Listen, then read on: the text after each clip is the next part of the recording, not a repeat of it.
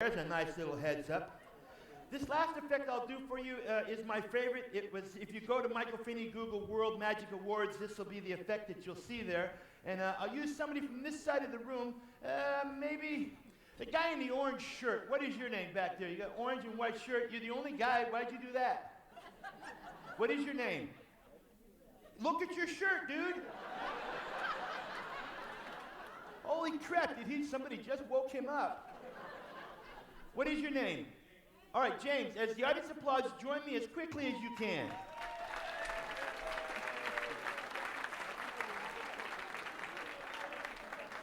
How you doing, James? I thought the food was great. Step right over here. Where are you from? My mom. Your mom? Yeah. Where's the drummer when you need him for a rim shot? Nice to have you here, sir. What do you do for a living? Work at Publix, yeah. And I have to give a thumbs up to them too as well. I'll tell you what, it's big sponsorship right there. What do you do at Publix? Assistant store manager. Get out. Good for you. Pick a deck. That's what I'd have said. Now, take your hand, flip the top of the box, turn the box upside down. Let the cards fall out. Do you play cards? All the time. Do you have a favorite card in the deck? Afraid of commitment? Go ahead and pull out in here, just the marriage. Okay, that's serious. Okay, show the card to the audience. Don't let me see the three of hearts. Jesus Christ. Try not to flash him, I'm a little better than that. Appreciate the help.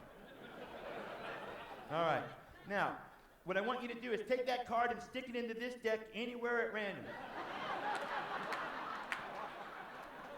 Already you can see this is a ridiculous trick and I only do it for the cheap laughs. So now that I have you just whipped up into a frenzy, what do you say we continue on in this carnival-like atmosphere? As an assistant manager, in order to do this trick, I need two $100 bills. You have two $100 bills? I'm married.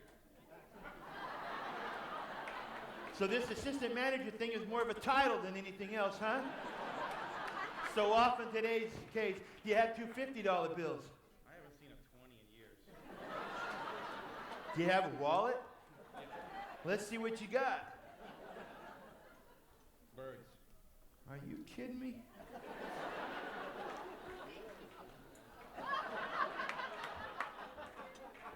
A lot of my friends carry their big bucks in a secret compartment. You are one broke dude. Do you have any money at all? Let's see what you got. That 20, I know what I'm looking for. Man, no wonder you're broke. You got a death grip on everything. All right, there you go. Ladies and gentlemen, this is done with the 10 and the 20. On the face are presidents, on the back are buildings. All you have to do is tell the difference between the two when I put them in your hands. Heads and tails, tails and heads, heads and heads, tails and tails. Think you can do that?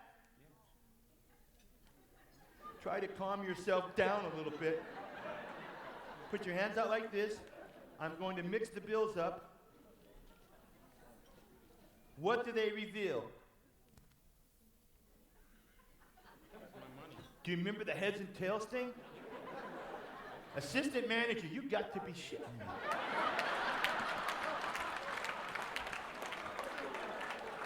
You will have that badge for a long time.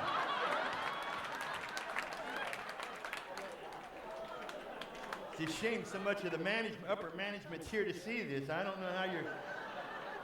Just say you just did it for the act. Here we go. Now, what did they reveal? Heads and heads. Two heads, and two heads are? No helping, no helping. See, you got sympathy from the audience. They knew you didn't know. Two heads here. And now what did they reveal? Two tails. Two tails. Kind of exciting, isn't it? Huh? Bada boom, bada bang. All right, never mind. Now what did they reveal? One head, one tail. This is a head, this is a tail, this is a 20, this is a 10. Which did you give me, the 10 or the 20? Both. Thank you very much. I appreciate that. That's it. It's a lot funnier with $100 bills. I can only imagine what's going out the back door at the store, I can tell you that. Just hope I'm there on that day. I'll tell you what, you seem like a nice guy. I want to give you a chance to get your money back. You play cards? Got any more 20s? I'll tell you what, we use mine, and I don't normally do that. Pick a card, look at it, memorize it, show it to the audience, don't let me see it. Now take it and place it on top. I have $30 that used to belong to you. In order for you to get it back, you must recognize your card when you see it again. Think you can do that? Tell me when you see it again.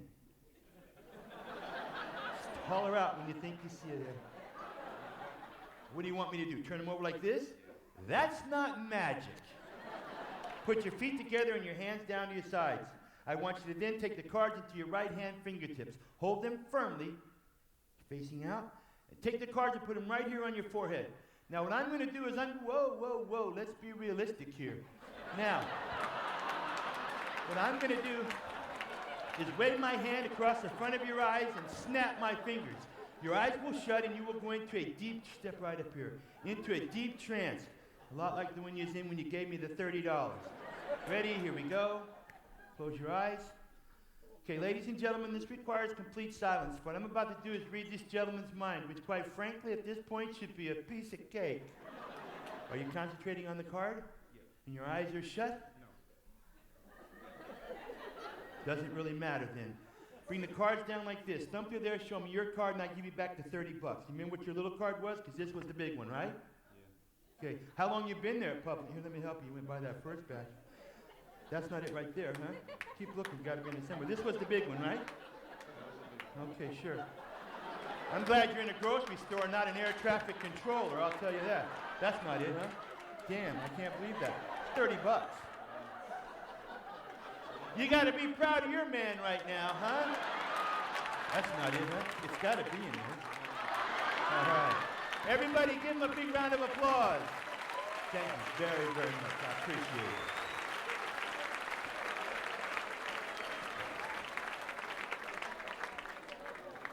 I want to thank all of you very much for letting me come back, and Bobby.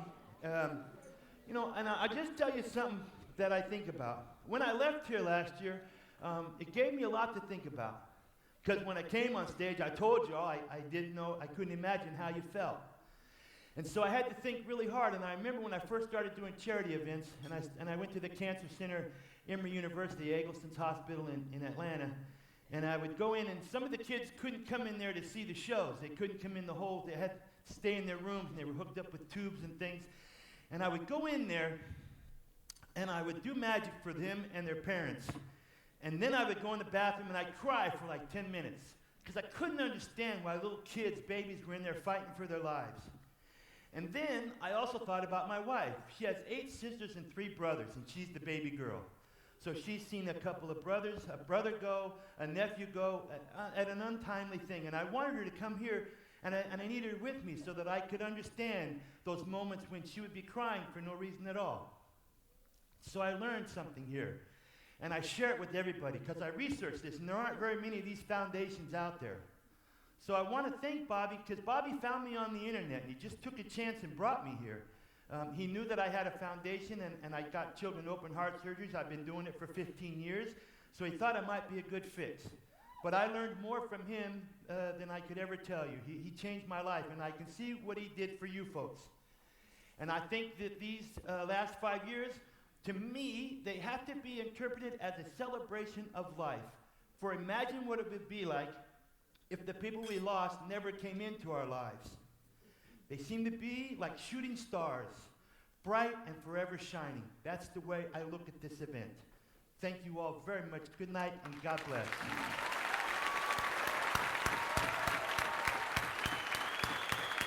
Thank you. God bless you all.